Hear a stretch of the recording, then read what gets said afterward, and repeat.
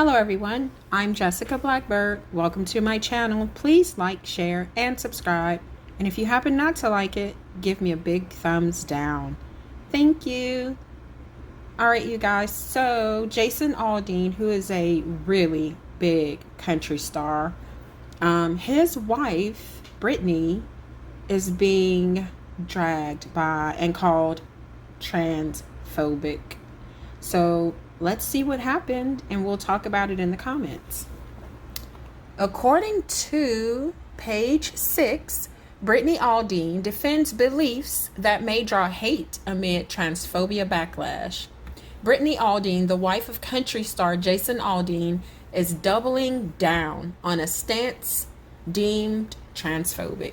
On Monday, the blonde mother of two shared on her Instagram story a quote originally posted by Republican pundit Robbie Starbuck, defending her beliefs that could draw hate.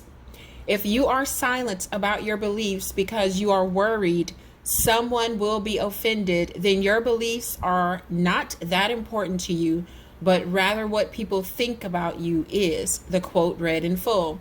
When you stand up for what's right and true, you will receive both hate and love, but everyone will know what you're fighting for. Brittany's message comes 1 week after she ignited an internet war for publicly thanking her parents for not changing her gender and when she went through her tomboy phase. Everybody goes through tomboy phases, you guys. Every girl that I grew up with had a tomboy phase. LMAO. I'm glad they didn't too, because you and I wouldn't have worked out, her husband 45 commented on the clip. Jason's colleagues, however, were less amused. You'd think celebs with beauty brands would see the positives in including LGBTQ plus people in their messaging. But instead, here we are, hearing someone compare their tomboy phase to someone wanting to transition.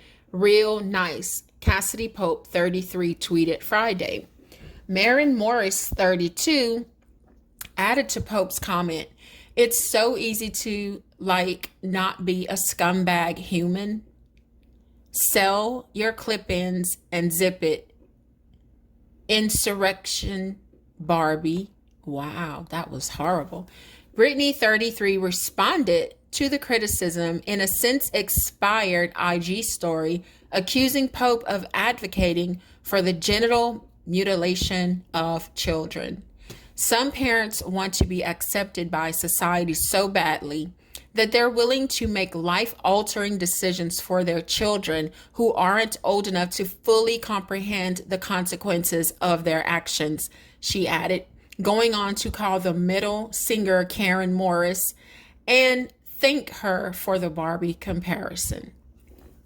Pope then took to Instagram to share a snap of herself flashing a devious grin, which she captioned, POV, knowing you got under someone's skin you don't like in the first place. Over on Twitter, conservative commentator Candace Owens jumped in on the matter, replying on the singer's thread, "It's easier to not castrate your children, but I guess whatever helps sell bad records." Morris fired back, "Oh my God, not you. My Grammy is positively sobbing right now. Also, why do y'all always go to castration and pedos to try and shut an argument down? It's honestly concerning and worth looking into."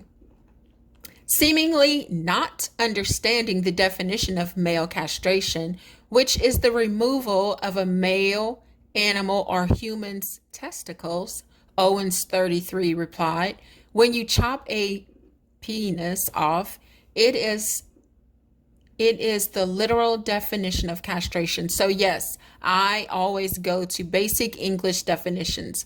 Also, I said groomers, not pedophiles. Got something else on your mind you want to share with the class, sicko," she added. Wow. According to Oxford Languages, a pedo is a person who is sexually attracted to children, while the definition of grooming is the action by a pedo of preparing a child for a meeting, especially via an internet chat room, with the intention of committing a sexual offense. Pope, Morris, and Brittany have yet to further address their feud on social media. All right, so I'm going to give my opinion. I totally agree with Brittany Aldean and Candace Owens. I completely agree with their take on this. I think that it is sad. I think it is grotesque to do that to children. Once they're 18, if they want to do that, that is their prerogative because now they are adults.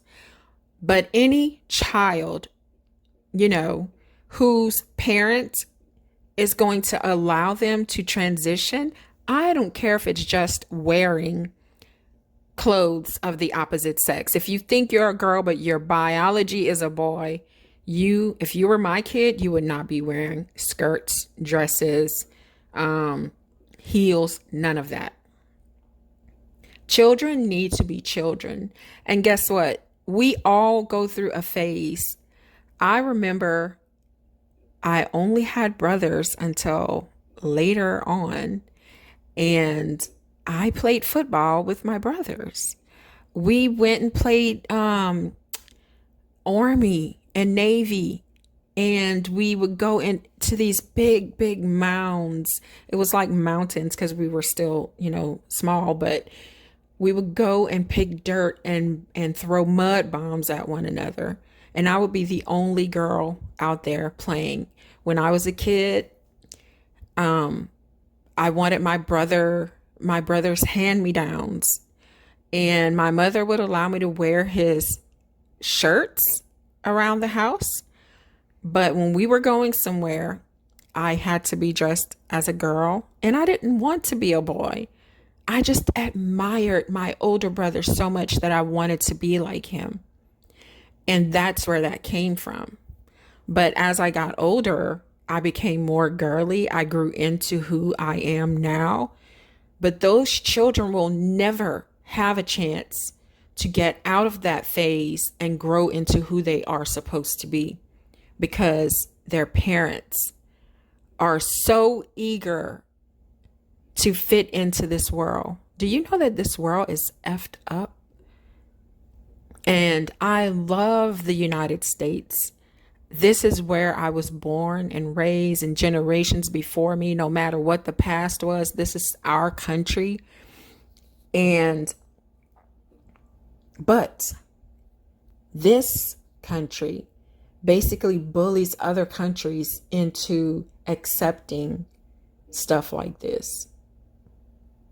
And we have to stop it. We should be able to state our views on certain topics like this without being punished, without feeling like someone's going to harm us or the people that we love. We're not advocating for violence against these people. We're advocating against violence, because that is violent when you allow a child to medically transition. You take away their choices to become parents when they're grown. You take away their choice to be who they are meant to be. And I really feel like any parent who does this should be in jail, because that is an ultimate form of child abuse. And this is just my opinion. I mean, if you don't like what I'm saying, you are free to unsubscribe, because when I posted the video of George Foreman, a few people did unsubscribe. They were not happy about my view of the Me Too movement. But I respect your opinions, and I hope that you respect mine.